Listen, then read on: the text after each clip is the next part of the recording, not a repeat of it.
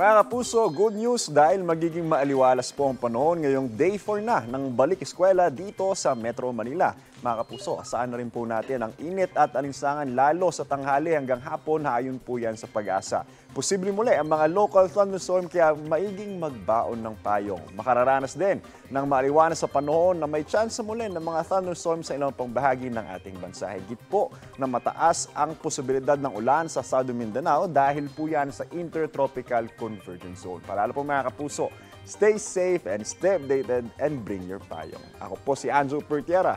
Know the weather before you go. Para mag-safe lagi, mga kapuso. Kapuso, huwag magpapahuli sa latest news and updates. Mag-iuna ka sa balita at mag-subscribe sa YouTube channel ng GMA Integrated News.